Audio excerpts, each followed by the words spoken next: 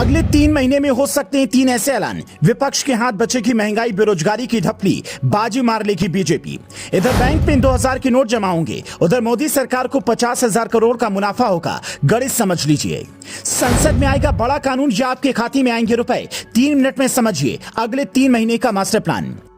क्या मोदी सरकार संसद में कोई बड़ा कानून लेकर आने वाली है या किसान सम्मान निधि की राशि बढ़ने वाली है? ये कयास क्यों लग रही हैं? क्या मोदी सरकार के खजाने में रुपया बढ़ने वाला है? 2000 के नोट की वापसी से कैसे 50,000 करोड़ का फायदा होने वाला है? ये पूरा गणित आपको समझना चाहिए, ताकि जो लोग ये कह रहे हैं कि 2000 का नोट अगर वापस लेना ही था तो फिर लाया क्यों, वो पूरी कहानी तरीके से समझ पाए।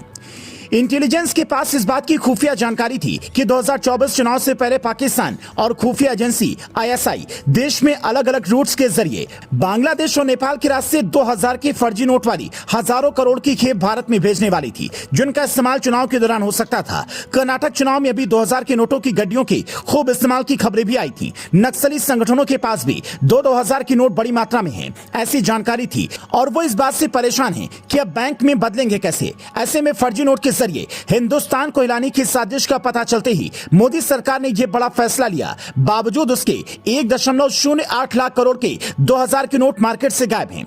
अब अगर मान लीजिए ये सारे नोट अवैध हैं, तो सरकार के पास 50% के हिसाब से 50 करोड़ से ज्यादा रुपए पहुंच सकते हैं।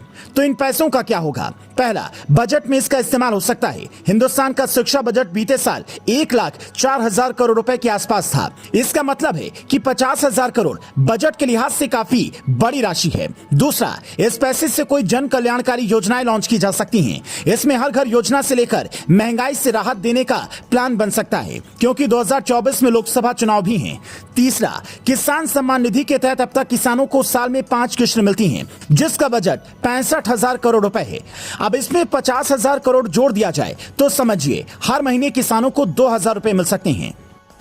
2000 के 54 करोड़ नोट मार्केट से गायब हैं, जिनकी कीमत करीब 1.08 लाख करोड़ है। ये नोट किसी ने छिपा कर रखे हो सकते हैं, मतलब ये काला धन है या अवैध कमाई होगी।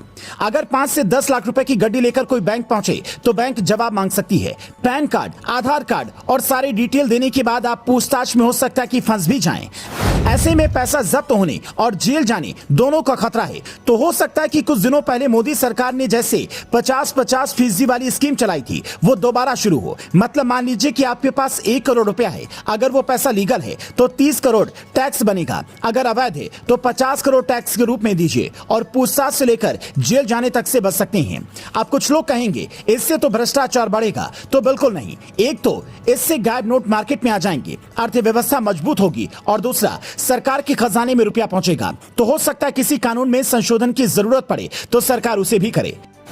हालांकि ये सब संभावनाएं हैं। सरकार जीएसटी कलेक्शन से लेकर कई तरह के अन्य सोर्स से भी करोड़ों अरबों की कमाई करती है, पर जनता को देने की बारी आती है तो खजाने का मुंह थोड़ा कम खोलती है, ताकि संकट के समय देश चलाने में मुश्किल ना हो। इस साल दुनिया भर में मंदी की भी आहट है, पर हिंदुस्तान की अर्थव्यवस्था की स्थिति मजबूत है, इसलिए घबराने की बात नहीं है। सरकार खजाने को मजबूत करने के साथ साथ जनता पर ध्यान जरूर देगी, क्योंकि चुनावी दौर में हर सरकार जनता का खास ख्याल रखती है। और मोदी सरकार तो सत्ता में ही इसी वादे के साथ आई है कि भ्रष्टाचार पर लगाम लगाएंगे, 50% कमीशन वाला किस्सा खत्म करेंगे और जनता तक पूरा पैसा पहुंचाएंगे। आपको क्या लगता है, सरकार क्या फैसला लेने वाली है? कमेंट करके बता सकते हैं। Bureau report, leading Bharat TV.